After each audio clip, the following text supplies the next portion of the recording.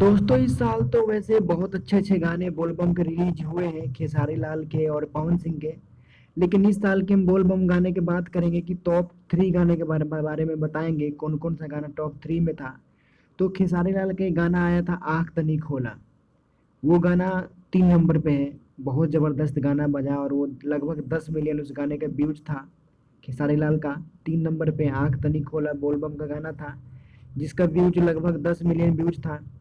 और दूसरे नंबर पे आता है पवन सिंह का चूड़ी हरी हरी, और एक और आता है भोले बाबा 1 नंबर पे। यानी 1 नंबर पे और 2 नंबर पे पवन सिंह थे, और 3 नंबर पे खेसारी लाल का गाना था आंख तनी खोली। अब की बार के सावन में भोले बाबा का गाना बोलबम सॉन्ग।